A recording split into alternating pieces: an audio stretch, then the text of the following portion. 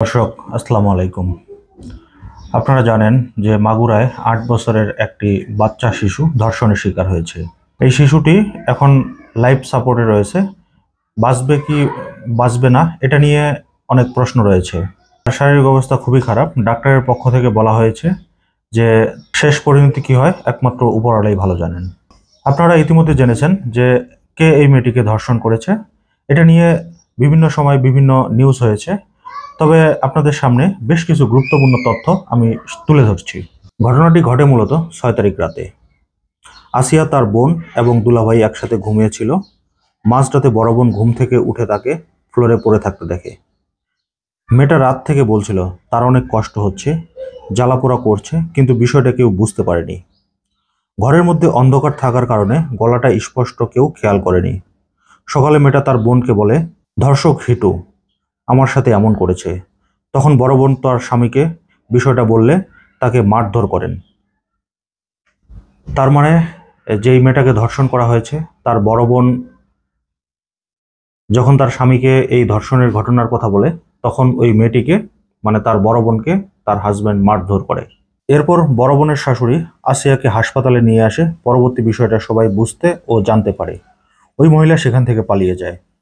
এরপর মাগুরা সদর হাসপাতাল থেকে ফরিদপুর মেডিকেল কলেজে পাঠিয়ে দেয়। সেখানে সুবর্ণা মেয়েটি ওদের সার্বিকভাবে সাহায্য করে। প্রচণ্ড ব্লিডিং আর মেয়েটার মুখ দিয়ে ফেনা বের হতে থাকে।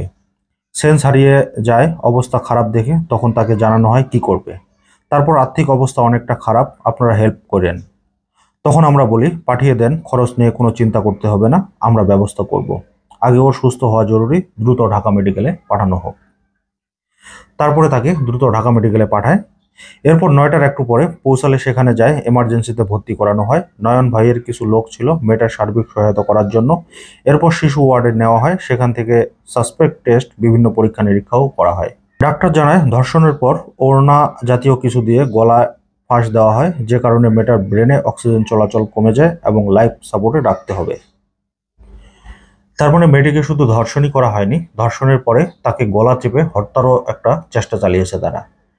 এবং এই হত্যাযজ্ঞ সফল না হয়ে যখন তার গলা চেপে ধরা হয়, সেই সময় মেয়েটার ব্রেনে অক্সিজেন সাপ্লাই বন্ধ হয়ে যায় বা সরবরাহ কমে যায়। এটা ডাক্তারের ভাষ্য। ডাক্তার বলে গলায় ফাঁস দেওয়ার কারণে মুখ দিয়ে ফেনা বের হয় এবং সেন্স হারিয়ে যায়, এজন্য অবস্থা খারাপের দিকে যায়। এছাড়া মেয়েটার সারা শরীরে হায়নার মতো খুবলে ক্ষতবিক্ষত করেছে। শুধু মেয়েটাকে ধর্ষণই করেনি, মেয়েটাকে ক্ষতবিক্ষতও করা হয়েছে।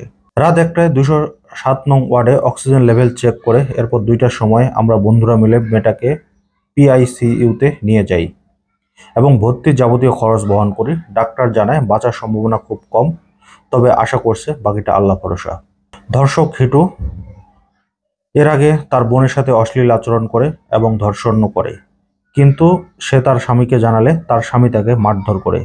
বোনের অভিযোগ, ঘরে যেহেতু আমরা ৩জন ছিলাম, দরজার ভেতর থেকে বন্ধ, তাই সজীব মানে তার স্বামী আসিয়া তার শ্বশুরের কাছে নিয়ে গিয়ে তারা একসাথে ধর্ষণ করে। আর সে যদি কিছু না করে তবে বোনের সিচুয়েশনের অবস্থা বললে তার স্বামী কেন তাকে মারধর করবে। হিটু এবং সজীবের বিরুদ্ধে আগেও ধর্ষণের অভিযোগ রয়েছে। পরিবারের দাবি ধর্ষকের সর্বোচ্চ শাস্তি চায় তারা। প্রশাসকের সাথে কথা বলে জানতে পারি ধর্ষক হিটুকে কয়েকদিন ধরে হেফাজতে নেওয়া হয়েছে। আজকে ভোরে সজীবকে গ্রেপ্তার করা হয়েছে। তারা দোষীদের সর্বোচ্চ শাস্তি নিশ্চিত করবে এ প্রকার আশ্বাস দিয়েছেন এবং তাদের কোনো ছাড় দেওয়া হবে না। তবে এই ধর্ষক হিটু এর আগেও ধর্ষণের দায়ে জেল খেটেছে এবং জেল থেকে ছাড়া পেয়েছে। এখন আপনারা বলেন এই ধর্ষণকারী দ্বয়কে কি করা যায়?